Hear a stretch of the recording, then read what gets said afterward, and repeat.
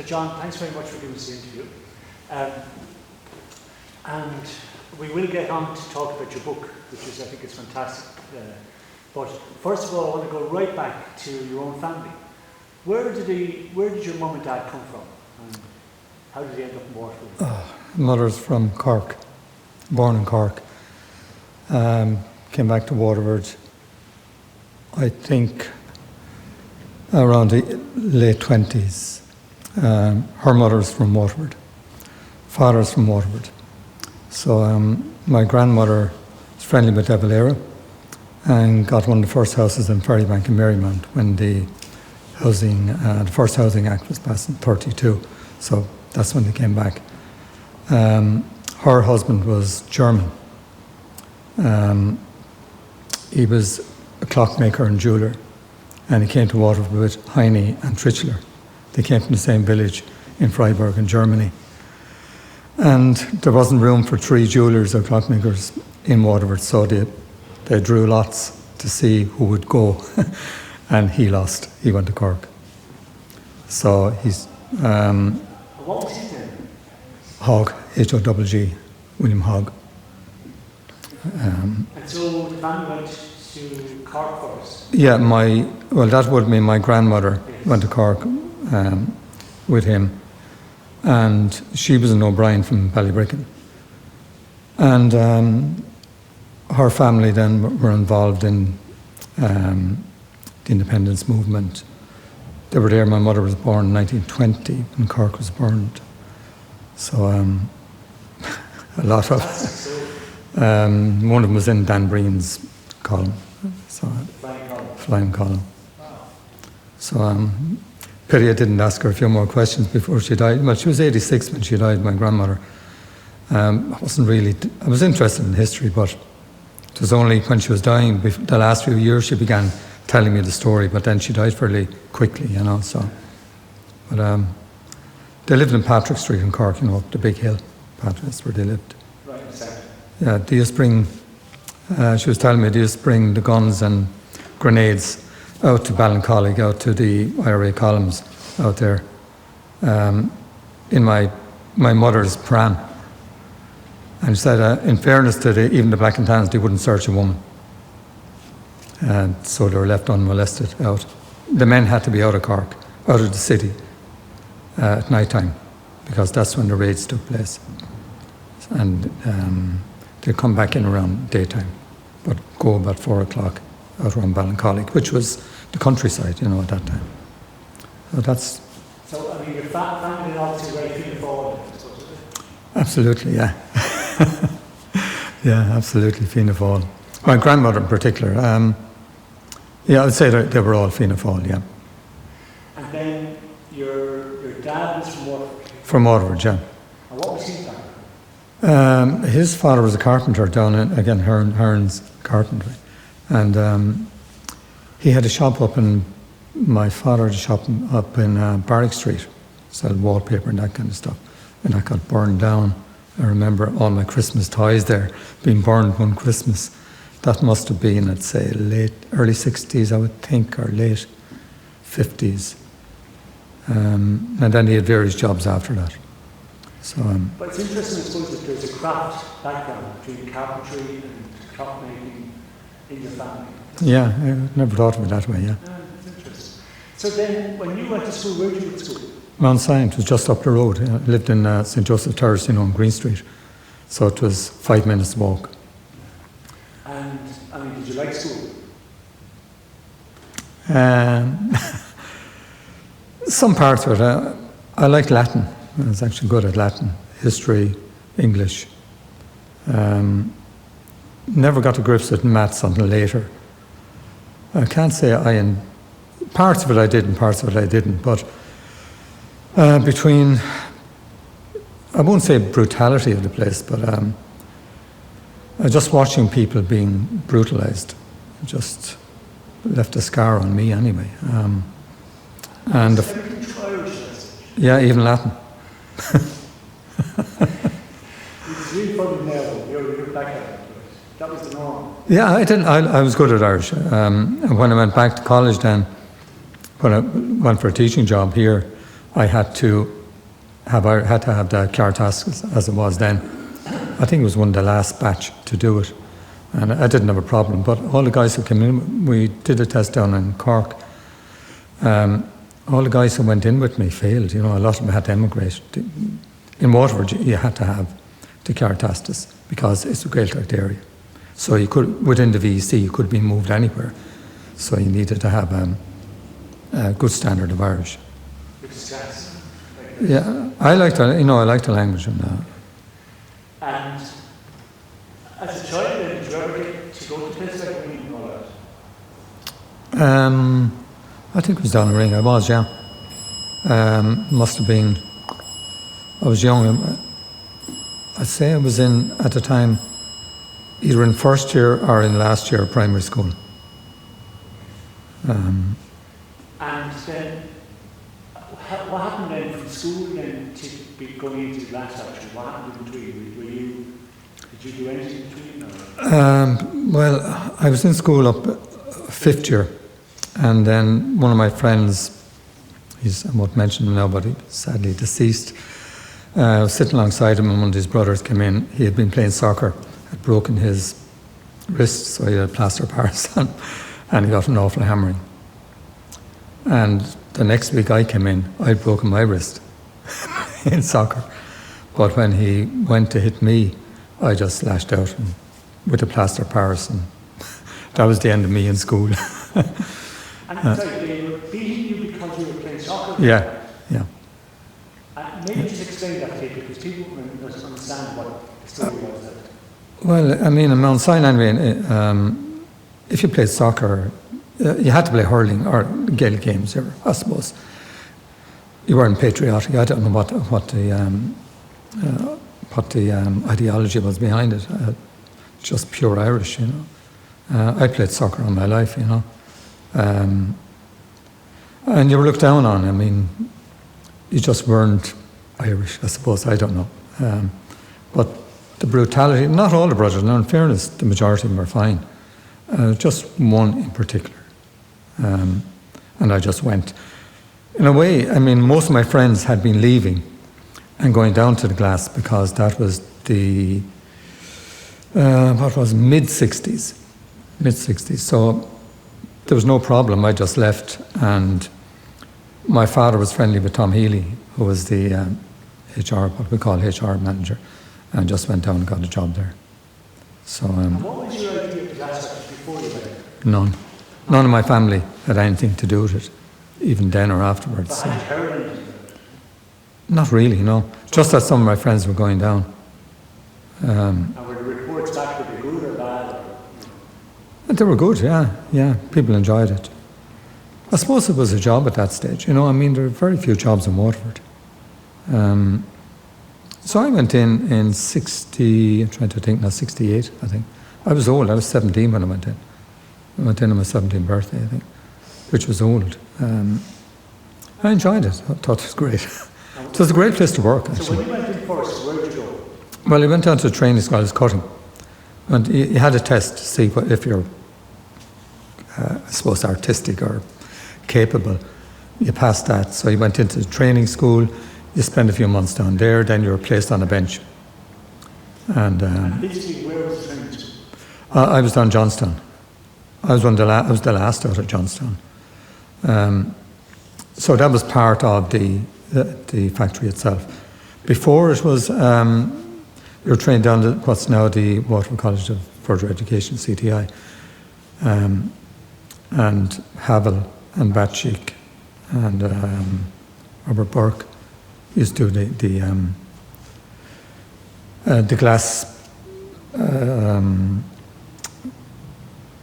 prospectus or syllabus down there, and then they put in their own glass training within the factory. So that's where I. Did you ever meet any of those guys when you went in first? Did you meet any of those older? Oh yeah, I did, yeah. Well, Heinz Plattner was the first I met. Heinz has become a good friend of mine. I met Batchik and wouldn't have met Havel until later. But Batchik was kind of always on the floor. Griffin literally walked the floor. Paddy McGrath and all time would be in and out. So you'd see them. You didn't take much notice, you know. All you noticed was their cars. I mean, Griffin had a Jensen, which was a really fabulous car. And I think Paddy McGrath had a Rolls Royce. They're the first things you saw when you went in, you know. So it was interesting. I mean, I loved it there, you know. And what was the attitude to, you know, these foreign craftsmen, really the main, like that chicken and having people, like did people look up to them? Or? Oh, absolutely, yeah. They're all disciplinarians, you know, and I think that stood to everyone, you know.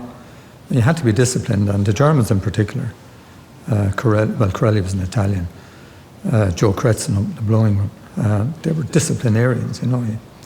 And I think that stood to everyone, stood to me anyway, you know.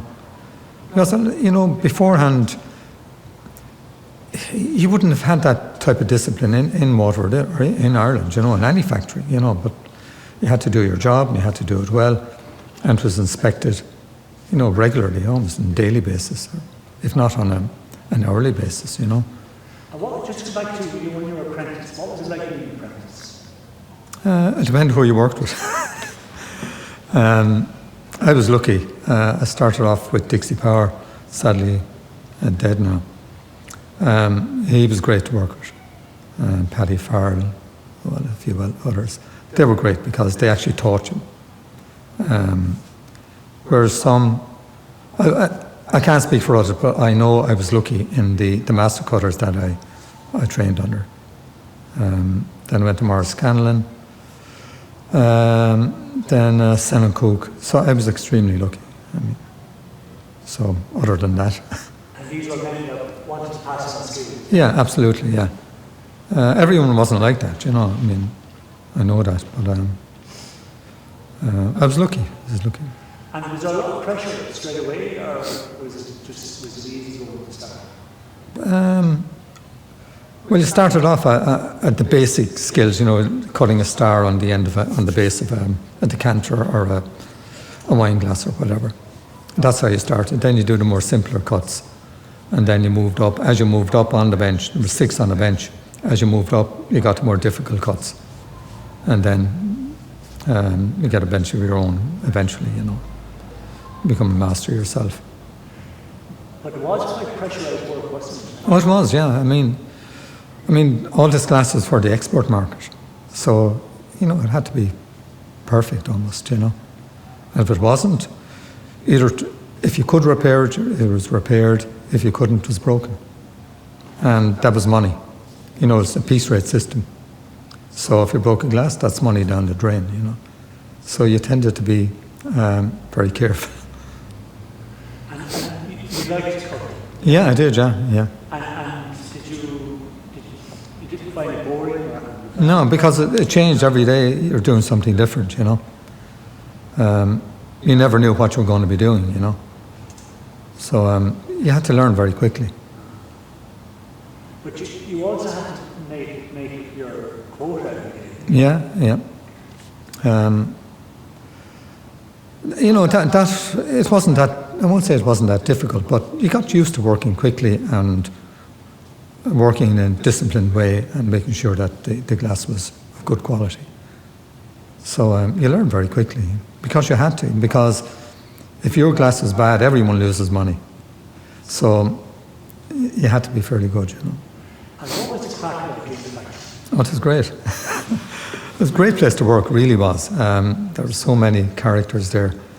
It was noisy, but there were so many characters there. Most still, my friends are from the glass. You know, I made very few friends teaching. Maybe 1 or 2. That's it. Teaching is an extremely lonely job, you know. But compared to working with a few hundred guys, you know. You're a loner, but really did enjoy it, yeah. And what was this factory? Was there a lot like Hearn there? What was it? Yeah. You could be sent up to the blowing room to get a glass hammer, you know. Stuff like that, you know, or send up to maybe someone like Joe Kretzen and ask him to do some work for you. And he'd tell you where to go, you know. that kind of stuff. You learned again very quickly. But that, that lasted right up until the 70s. The 80s then, when things got a bit tighter, that more or less died down quite a bit. When things got tighter with demand for the product, it got a little bit more stricter. But then you had a lot of tourists coming in as well. You could have anyone in, film stars on a regular basis. And did you like that when you came in? Well, you didn't have time even to notice them. It depended what you were doing. Unless they asked you a question, you'd answer them. But remember, you're working to the clock, and you have to make your money. So you didn't really get into much chat with them. But sometimes, I can't remember who was coming in. I remember Floyd Patterson was in. Just off the top of my head now, I can't think of. Is he boxer? Yeah, heavyweight world champion.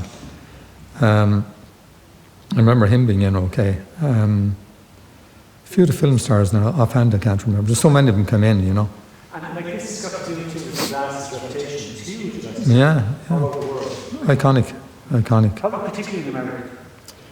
More so in America than anywhere else, yeah.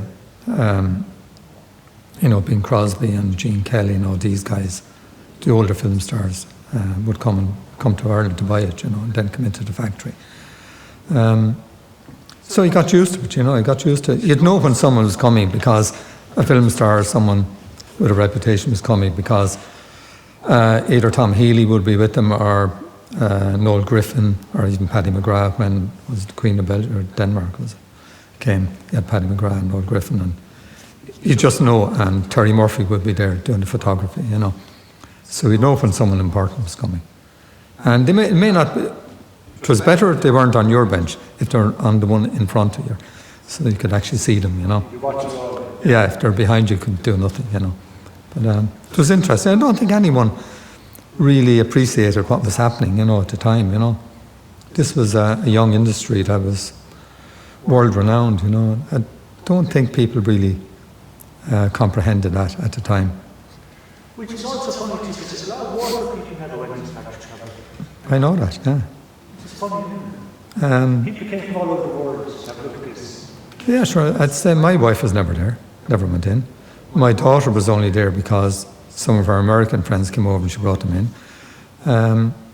It's even to these museums here, very few Waterford people come in, It's mainly tourists, But I suppose that's normal in most countries and most cities, But I mean, it wasn't just like a factory, it was a craft. It was a community. It was an integrated community, a self-sufficient community, and people looked after one another, You take on a bench if a fellow came in with a hangover, which was quite often, the others would make up the quota for him, Same in the blowing room. So people looked after one another.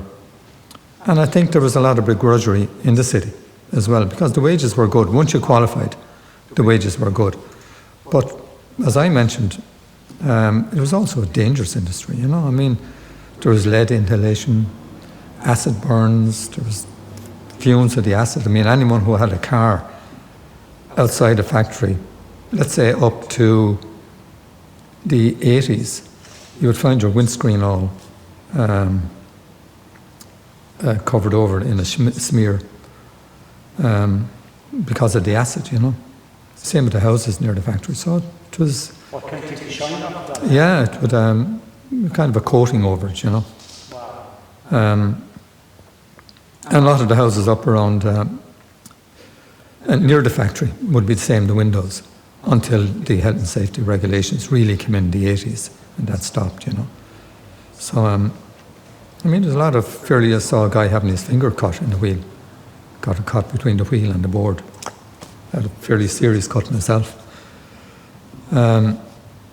So it was dangerous enough. So, people earned their money. It was hard work, very hard work.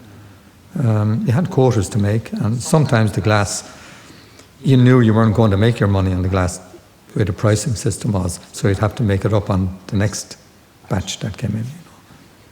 So, And by pushing yourself, do you think that made it more dangerous or less dangerous? I mean, do you know what I mean? What was it? you got used to it. If you took chances, you're in serious trouble then, But I think people knew what the limits were. Sometimes, just because the glass was bad, it could shatter. Shattered my hand. I had a nerve cut in my finger. I had to get one taken from my leg, my ankle, put into my finger. I was out of work for about 6 months.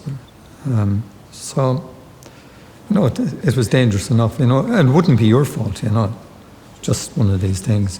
Glass is it's a difficult medium to be working with, And you mentioned the begrudgery over your water, like, it was a thing where, I suppose people resented the fact that wages were good. I think not. Yeah, people did.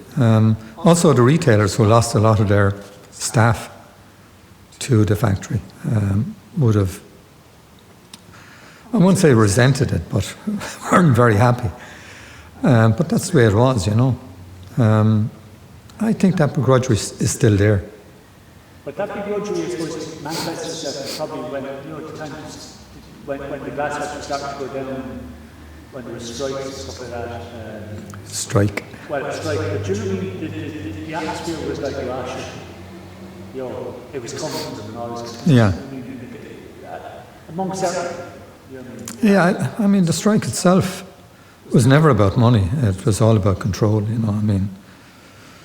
And management believed that the unions had usurped their control at the factory, which wasn't really the case. They just wanted to cut costs, and they implemented cost-cutting measures which just weren't acceptable, And they started off on the cutting union, which was the strongest. And I think everyone else felt that if the cutting union was defeated, well, that was the end, and that's exactly what happened. A long strike didn't do anyone any good, and I remember someone saying to me when the strike was over, that's the end. And it was the end of the community basis of the factory, because even in England and on the continent, when factories were set up, they were set up in areas that either had access to raw materials like coal, or in older times like wood and forests like in Waterford in the 17th, 16th century. So they were all small communities. And when Fitzpatrick and Batchick started in 47, I remember when I interviewed Batchick just before he died, he said he always wanted a community base to the factory, because that's what a glassmaking factory was, a community. And that went after the strike. There's no doubt about it. It's changed. The whole culture of the factory changed. I got out in 91, I think, 91. Was the strike was 85? No, the strike was 90. There was first redundancy in 87. And that was Paddy Hayes. They had just bought Wedgwood. They'd been taken over by Global Investment. The McGrath sold out in 84, 85. And Paddy Hayes was brought in as CEO, and he began divesting of a lot of the non-core industries, which was actually the right thing to do. But as well as that, he got rid of a lot of the skilled craftsmen. And after a few months, he had to rehire them, because there was no one able to blow jugs or various specialities. 30 had to be rehired, and more money than they were earning beforehand. And then the strike in 1990, they got rid of Hayes in 88, I think, and Paddy Galvin came in. Then the O'Reilly money in 1990, just a month before the strike, was what allowed, I suppose, management to withstand a long strike. And they began shifting glass out into storage outside the factory, and indeed outside of Ireland, so that if a strike did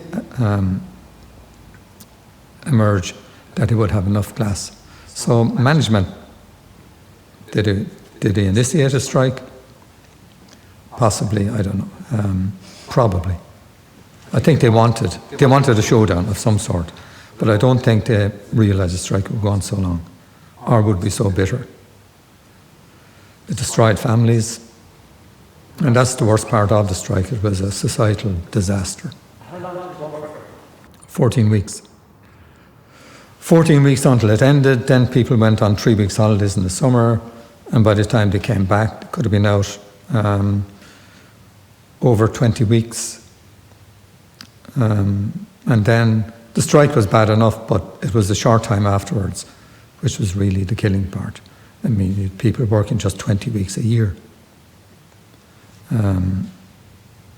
So that was really, I suppose, the downfall of the whole thing, you know. And to just go back to when you did work in the glass, you were talking about the cutting shop being the cutting union being the strongest union. Was there kind of a pecking order in the factory? Like, were the blowers, sorry, you know what I mean, like were the glass cutters number 1 and the blowers number 2 and the general operatives number 3? How did it work? Yeah, and that would have been quite the reverse to a normal glass industry on the continent, because the blowers were always number 1. Here, the cutters were. And I think it was mainly because the Germans in particular, most of the Germans were in the cutting area. And there were some Germans and Italians mainly in the blowing area. And I think the Germans, I suppose, they trained up the cutters and they became the kingpins, which was unusual, you know. Even wages-wise, I'm not sure how it worked. I think it was the Reinter, the flat cutters, were number 1, then the wedge cutters, then the blowers. So it was unusual, you know. Okay. And you know, you yourself then had a very good experience in terms of the access to education. Yeah. Well, since about 68, 69, the factory were giving out scholarships one scholarship a year to a child of a factory worker. And that lasted up to right through the 80s. And I just wanted to get out. I suppose from the early 80s, I just could see the factory changing. And I decided that I would chance my luck and ask for a scholarship.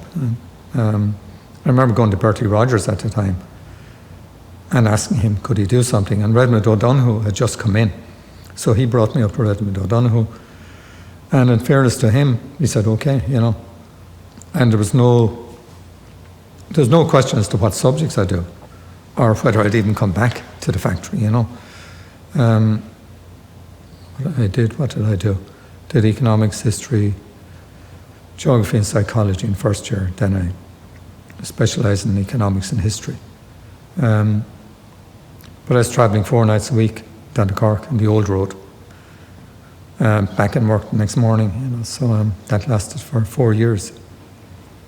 And during the strike, I was lucky. I got, again, they renewed the scholarship to do my master's. And then I had a choice to make, whether I'd stay on or not. And the day I got the result of my master's, I got a call from Tony Russell in St. Paul's, asked me, would I be interested in doing a bit of teaching? That's where I started, yeah.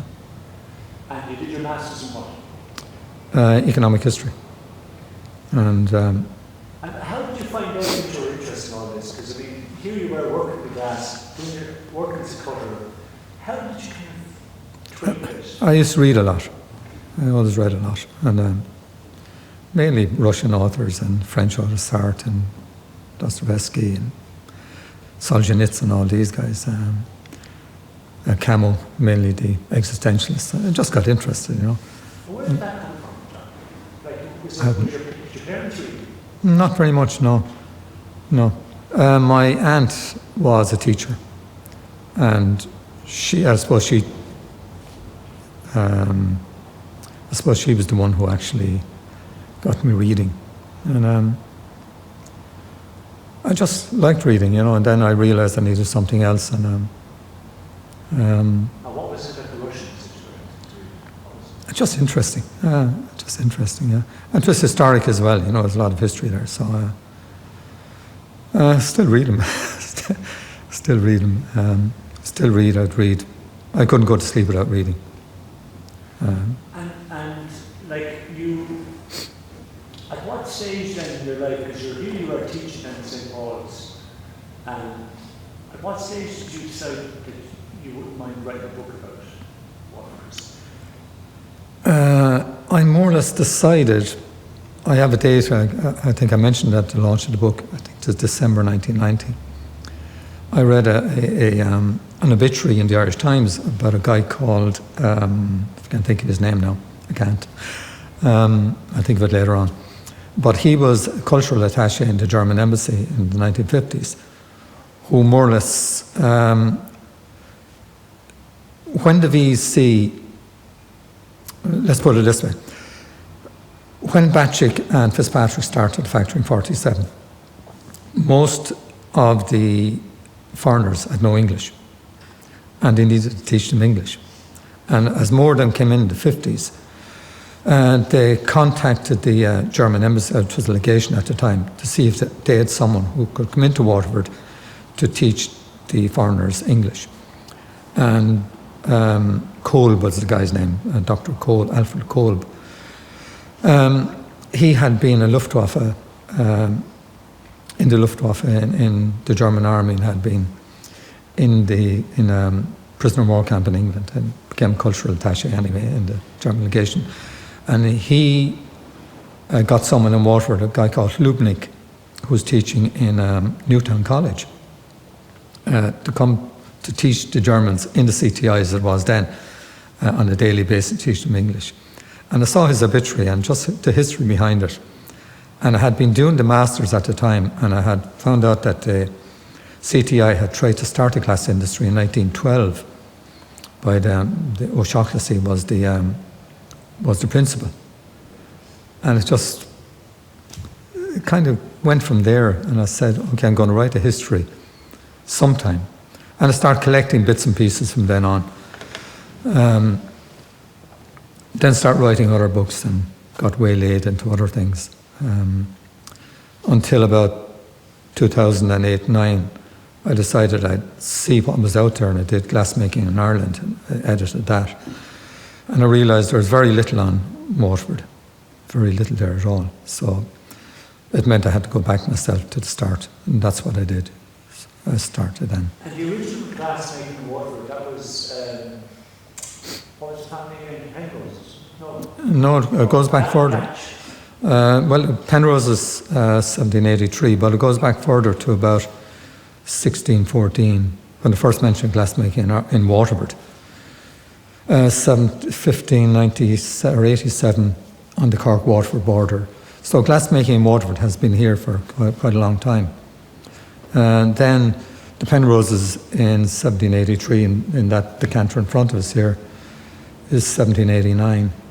And the glass behind us is mainly from both the Penrose and the Gatchell period. The Penroses died then. They brought a guy called John Hill in from England, the most reputable glassmaker in England. And most of the glass designs are from him. And then the Penroses died, both of them died by 1799, and it was a partnership between Gatchell, who was a clerk, and Barcroft, and who was the other one? Barcroft, Gatchell, and I think of him later on too. And they went into partnership, and by 1811, Gatchell had taken over, and the Gatchell family then. Jonathan Gatchell, he died in 1823, but he left a will, and the will was left to his son George, who was still a child. And there was trustees of the glass factory, and they had all died by 1830. And then it was taken over by the in-laws, the Wrights. And they managed the glass factory until 1835, when George Gatchell was 21. He took over, and then he ran it from that date. So most of the glass behind us is from the 1810 up to 1850.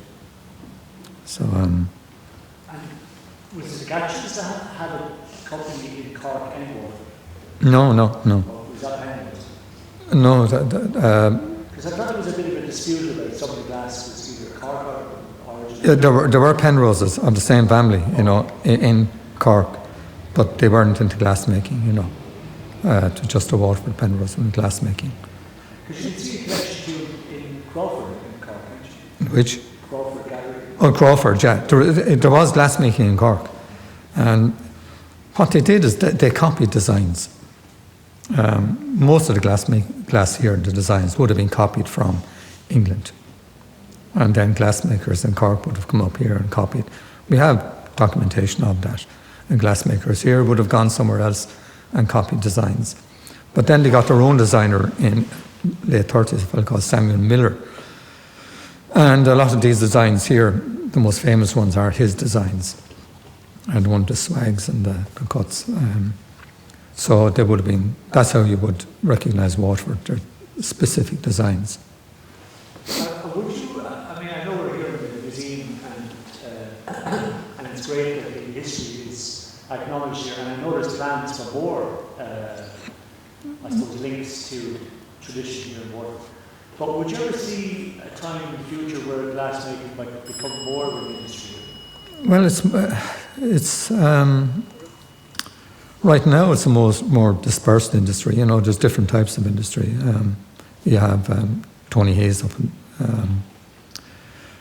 the Hamlin Glass Company. You have Joe Williams, Heritage, and then you have Sean Egan down below, and Greg Sullivan doing some engraving as well. So it's a different type of glass industry. I think it's better. It's better. You're never going to go back to where you have a few thousand working, Okay. You think that day is gone? Oh, that day is gone. It's gone everywhere. It's not just here, It's just not viable anymore, And your lads up in Kite? Yeah. They kind of got more into the kind of whole artistic. Yeah, and to colour glass, I think that was one of the failures of Waterford Crystal in the 1990s. The consumers were changing, tastes were changing, and they never moved with the times. Glass was getting lighter. You could still have leaded glass, but a lighter glass, lighter feel to it. And they went heavier with John Rocher, which never really took off. So I think design-wise, they lost out quite a lot. Design was always I suppose, the cachet of Waterford, especially in America. And they more or less went minimalist design, which didn't really catch the eye of, I suppose, connoisseurs and that. And Tony Hayes up in Kite have, I think, captured a little slice of the market, which was there, coloured glass, very artistic, and there was a market there for it. I think the McGraths, and later on under Galvin, they thought that the day would never come when they would need to change. I think even in the 80s when Swarovski came on the scene with the jewellery, glass jewellery, Tony O'Reilly tried to do a deal with Swarovski even before he'd taken over Waterford. And that didn't happen. He tried it again when he had bought into Waterford, and it never happened. Had it occurred, I think it would have been a different story. I think you would have had the survival of a bigger imprint here, but that didn't happen. And given the fact that one stage you like 3,500 people working there, In Doghart.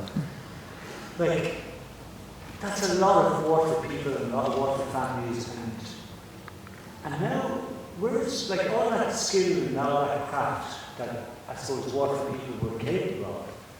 It's kind of not being utilised in a way. Yeah, I think firstly, when the new owners come in, they didn't either appreciate or recognise the craft and the skill that actually went into making the glass. I think that was the biggest failing. And when workers saw that, they lost interest. They just didn't appreciate it. And I think what they wanted was a conveyor belt industry, just churning out the stuff, and that was never going to happen. And when it did happen, they lost market share.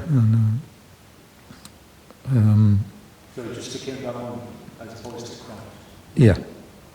And I think they lost their USP or their unique selling point. I think there's no doubt about that. It still has a name.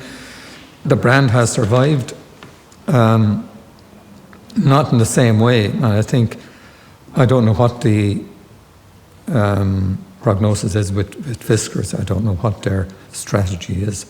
I'm not au fait with it, but all I know, I think they're having a bit of difficulty in America selling the glass.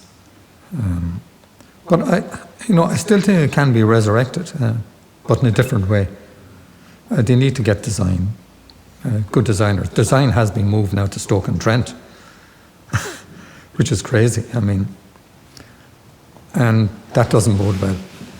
Say again, the design of the present House of Water Was moved during the year to Stoke. And I think there's only one designer over there now. Is that because you believe that there's another craft or design team? Well, I mean, with design, over in Stoke, it's mainly pottery, but it's also glass.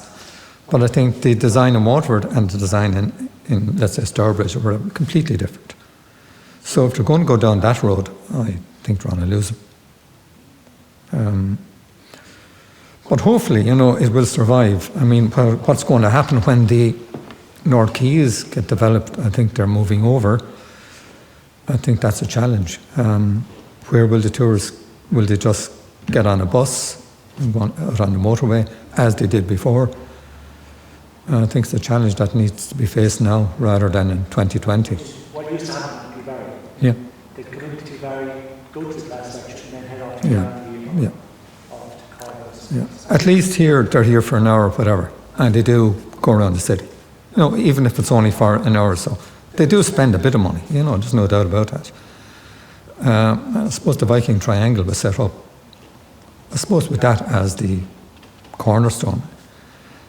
If it moves, I mean, I think it's a whole new redevelopment plan, but I think that's got to be and just faced. In relation to the book that you brought out, what's the feedback been like? It's been very good, yeah, really good. The reviews have been excellent. Caught me by surprise because I wasn't expecting such a positive feedback, It's selling very well as well, so I'm still not sure that retailers know. I was just speaking earlier where to place it. I think in Eason's, it's in the history section. In Hodges Figgis, in the art section. And I think in Waterstones, it's in Cork, it's in the business section.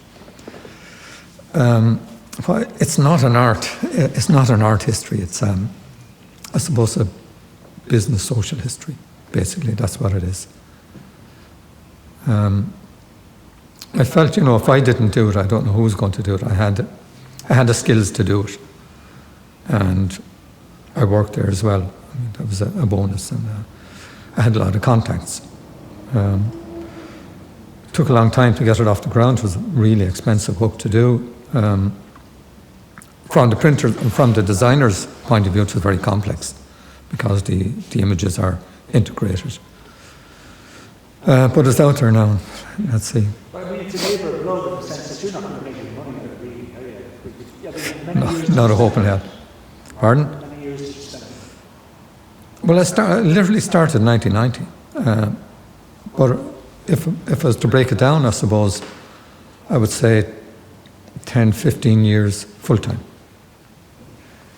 Like, you could never get the money for that. No, I mean, I had to pour quite a lot of money into it myself because I couldn't get any money. And that's where I think a lot of begrudgery in the city, I don't think people wanted to be associated with it because they weren't sure what way the book was going to come out, And I try to be fair to everyone, I mean, there are saints and sinners on both sides. And but the story needed to be told, I suppose, mainly because a lot of the older cutters are dying,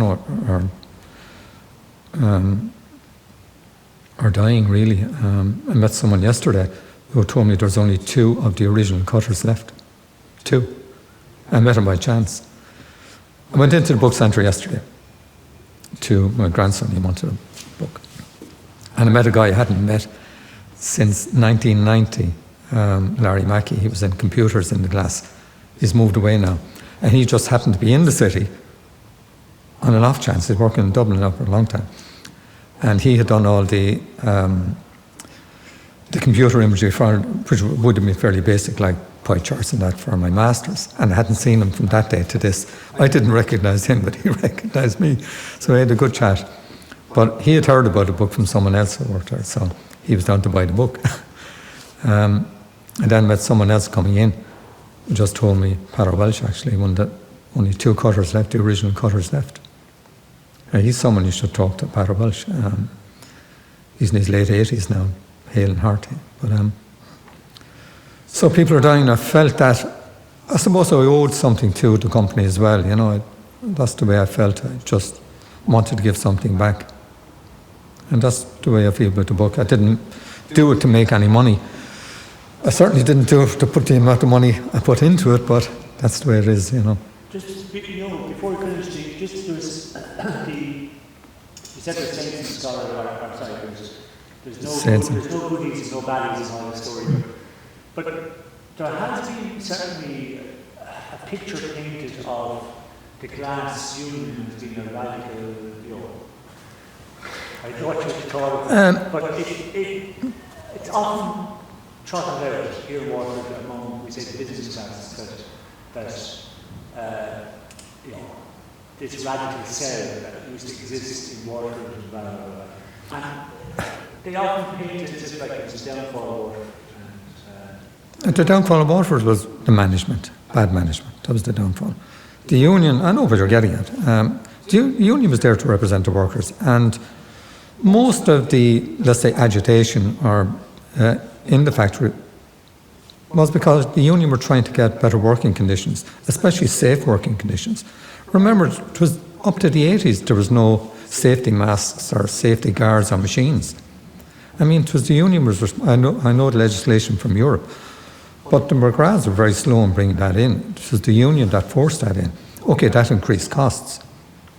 So be it, you know. I mean, I have no problem with the union. I mean, from the outset, the conditions, if you go into a management and say, I want X amount more because of X, Y, Z, and they say, no problem. You're going to go back the next day and say, I want X amount again because of something else. And management say, no problem. Who's to blame? You know, you will try as much as you can. If you keep getting away with it, you will keep trying. But remember, there were no strikes on Waterford Glass up to 1990. There was one day strike, and I think it was 55. And again, that was over a health and safety issue. That's before they even, I don't think they were even in I think they might have been, what's the ITGWU, I think at the time. So that was just one day strike. There was no strikes. So how can you say they were radical, or, you know, if they're radical, you'd be out on the road more often. And just for your book, you managed to interview some of the old timers with regard some of the original crafts that you know, in Europe, is that right? Well, I interviewed Heinz Plattner and Batchik. Batchik shortly before he died. And then I interviewed the son of Bernard Fitzpatrick. A lot of people wouldn't know him, but he's the guy who's responsible for the modern Waterford Glass, and he brought Batchik to Waterford. And I interviewed his son, and he had kept, the father had kept both a diary and a scrapbook of everything that happened. So Batchik's story and Fitzpatrick's story more or less squared the circle. They were more or less the same. And then in the National Archives, when the government tried to amalgamate the archives, the library, National Library and the museum, what happened was they collated all the material they had, because it was all over the place. It never actually happened. You know, they never actually amalgamated them. But what happened is that the curators began to collate all the stuff that was specific to the museum, the library and the archives. So when I was researching in the 90s, there was a file just about that much on Waterford Glass. When I went up in the late 2000s, like that, 2 huge files with every letter, every correspondence from 1950 up to 1984.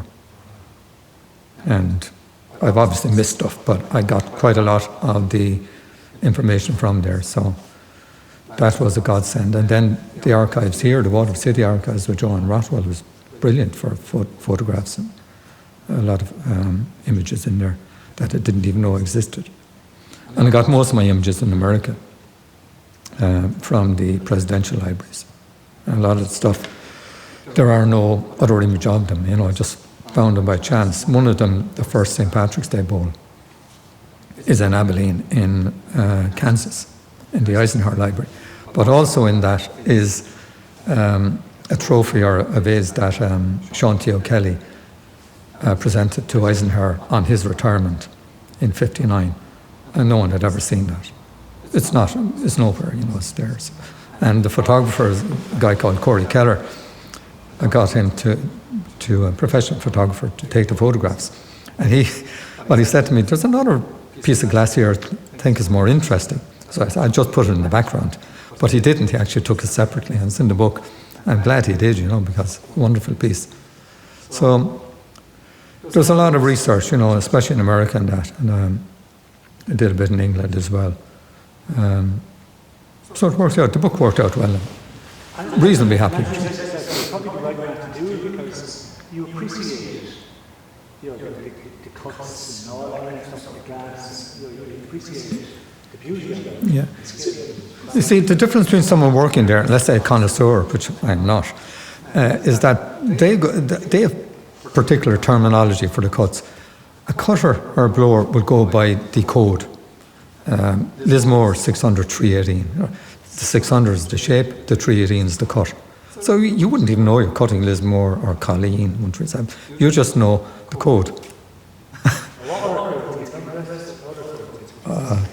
678, Tremor. 126 is, I think, Castletown. 271, I can't remember, that was an unusual one. I'd know them by looking at them, I'd see them and I'd know the code. I wouldn't know the name. I think that goes for 99% of cutters. I say 100% of cutters. The blowers then would just know the shape. 600, 601, 602, 607. I think 607 was Royal Tara, I think, I'm not sure. But it's a skill, it's still a skill in the city, and there's a skill set there. It's more diverse, I think. The glassmaking is more diverse. All the better for it, I think. Okay, John, thanks. No problem. That was fantastic, because you gave us both the history side of it, but also just the personal stories. Grant, thanks very much. No problem. Do you want to get some shot?